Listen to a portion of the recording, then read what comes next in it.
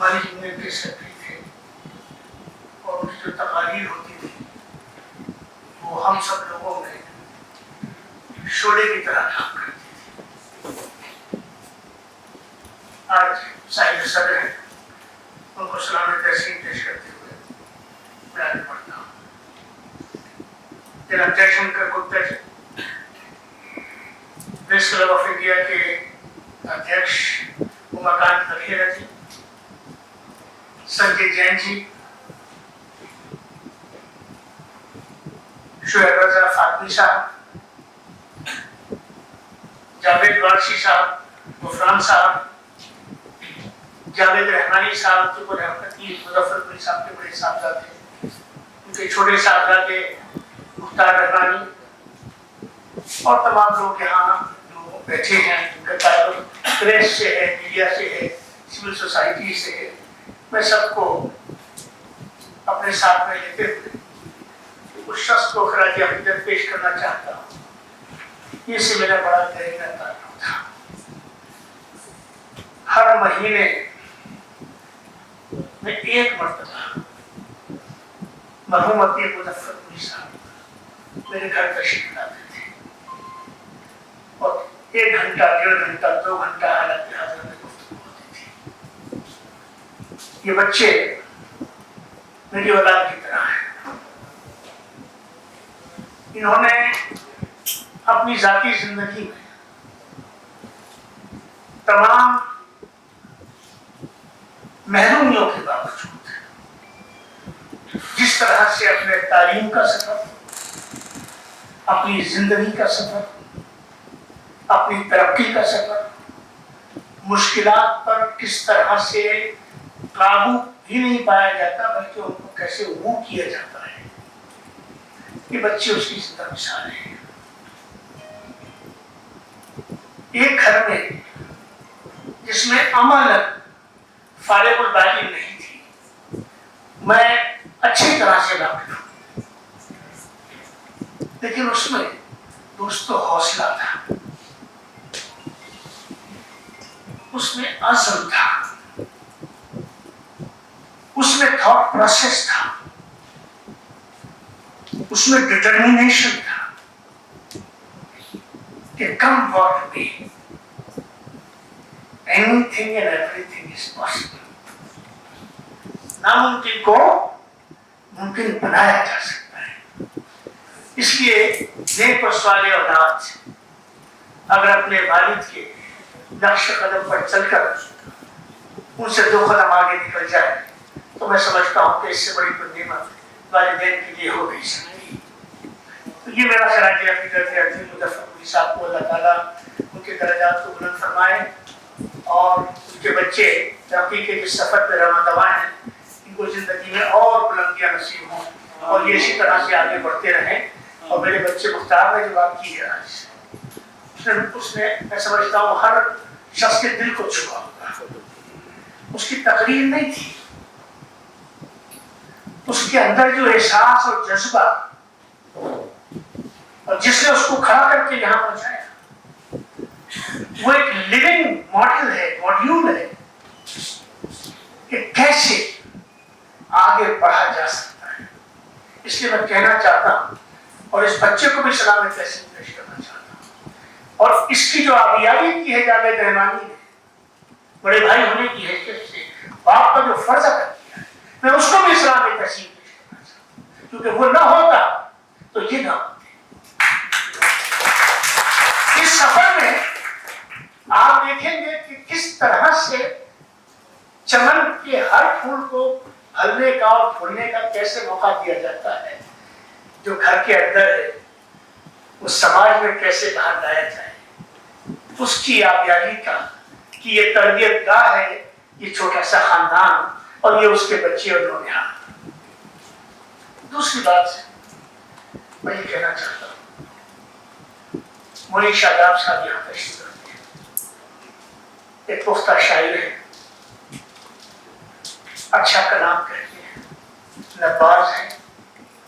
میں ان کو اینکر کی حیثیت سے کبھی نہیں کہتا، ایک فکر کی اس مخصوص سمت جس کی نمائندگی کرتے ہیں میں اس میں آپ کو دیکھتا ہوں. اور اس حوالے سے آپ کو بھی سلامت تسلیم کرنا چاہتا ہوں۔ یہاں اگر کسی مجلس میں کوئی امام موجود ہوگا، میں امام کو کبھی امام نہیں کہتا، امام محترم کہتا ہوں۔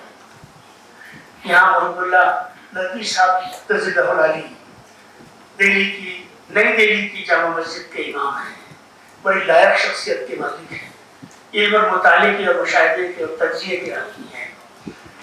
میں امام صاحب آپ کو بھی سلامت تحسین پیش کرتا ہوں۔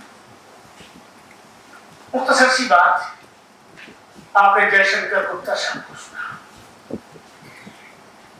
میں آپ کی طرف رخ کر کے صرف ایک لائن بولتا ہوں، ابھی ہندوستان زندہ ہے۔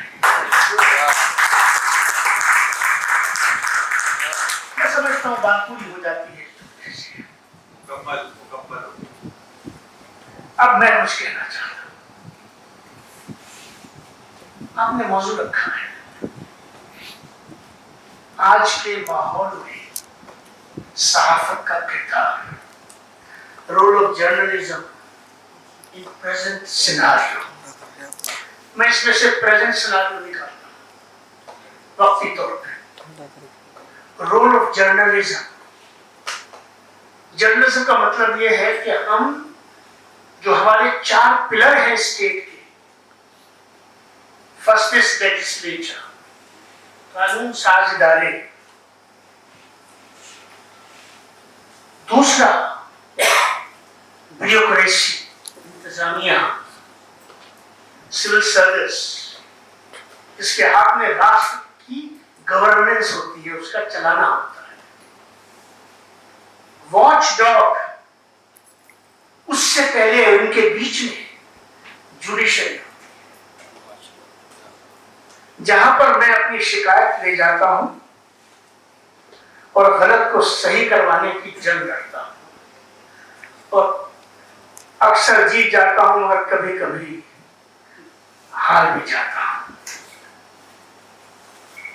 چوتھا، میں نے واچ ڈاگ کا لفظ استعمال کیا، میڈیا۔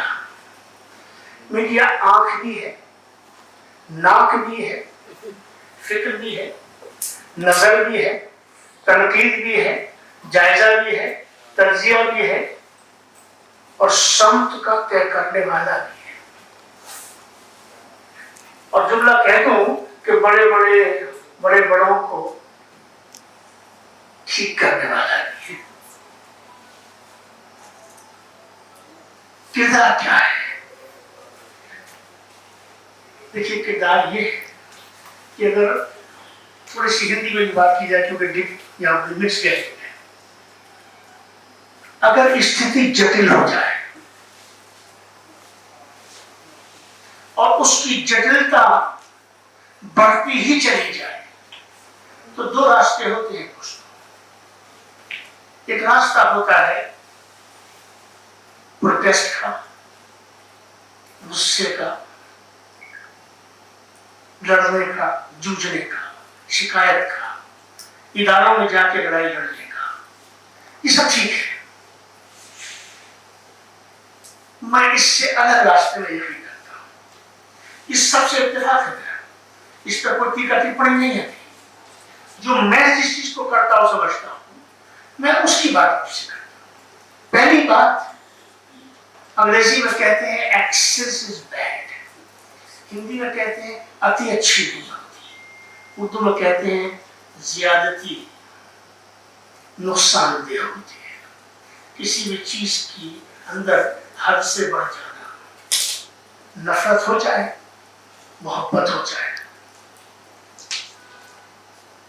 دونوں زیادہ نہیں ہونی چاہیے۔ زندگی اعتدال کا نام ہے، مڈل پاتھ کو کبھی چھوڑنا نہیں چاہیے۔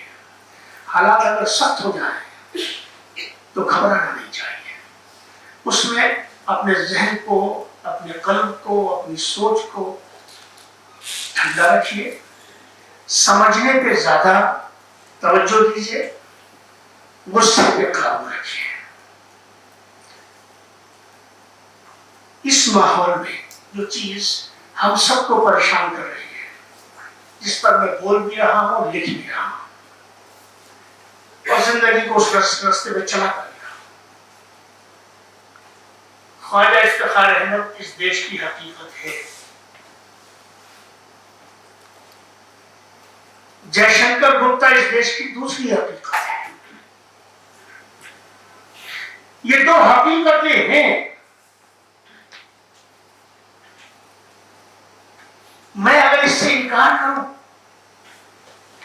तो ये ऐसे है कि मैं चांद और सूरज की जो समते हैं निकलने की उससे इनकार करूं। रास्ता क्या है दोस्तों? जिस रास्ते पे इस वक्त देश चल रहा है, रास्ता क्या है? रास्ता एक है कि नंबर एक, मैं अपने दिल में, अपनी नफ्स में, अपने अंदर इस बात को जगह दूं कि जयशंकर गुप्ता मेरा भाई है, मेरा परिवार है, इसका दुख, इसका सुख मुझसे अलग नहीं है। और यही जज्बा जयशंकर गुप्ता के अंदर हो। ये ख्वाजा साहब मेरे हैं और मेरा और तेरा नहीं है इस बीच में। अगर राष्ट्र एक परिवार है जो है तो मैं और तुम नहीं हो। छोटा भाई और बड़ा भाई जो लोग इस्तेमाल करते हैं, मैं उसका कायल नहीं हूं, मैं बराबरी का कायल। मैं और आप बिल्कुल बराबर हैं। जब मैं ये सोचने लगता हूं कि ये बड़े हैं और ये छोटे हैं, तब वहीं से पैदा होता है। इस कॉम्प्लेक्स से, इस एहसास से बाहर निकलना होता है। ये वतन हमारा, ये मुल्क हमारा, इसके इदारे हमारे, इसकी लीडरशिप हमारी, इसकी संस्थाएं हमारी, सब हमारा है। जर्नलिज्म का, मीडिया का, जर्नलिस्ट का आज मसला क्या हो गया दोस्तों?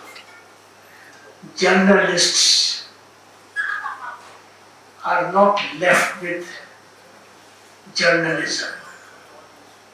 मेरे जुमले को गौर से सुनिएगा।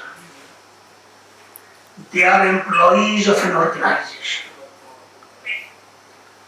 सहाफत मुलाजमत में तब्दील हो गई।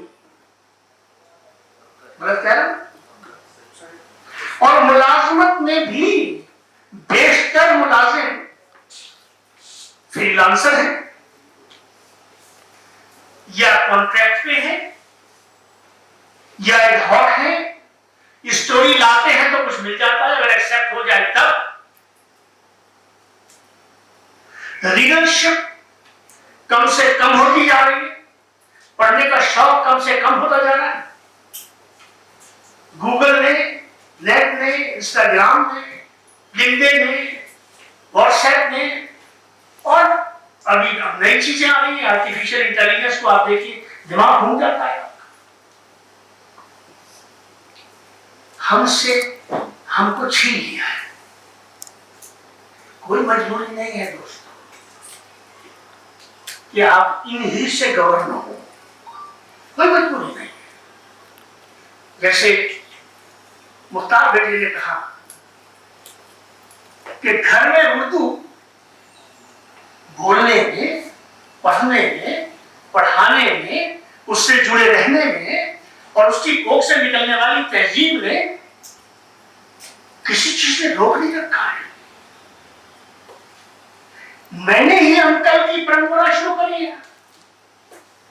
सब अंकल हो गए, न चाचा बचे, न ताया बचे, न फूफा बचे, न खाला बचे, न खालू बची, न मामी बची, कोई नहीं बचा। न बुआ बची, न मामी बची, क्या बचा? Uncle aunty. वो कंपल्शन है। लेकिन मैं हमेशा कहता टेक्नोलॉजी के लिए, क्योंकि technology is the life line of today and tomorrow, उसको नहीं छोड़ना है। लेकिन टेक्नोलॉजी में सिविलाइजेशन और सिविलाइजेशनल वैल्यूज, इथॉस, उसकी डेप्थ, उसके पैरामीटर्स, ये तो सेक्रीफाइस हो, اس لیے میں کہنا چاہتا ہوں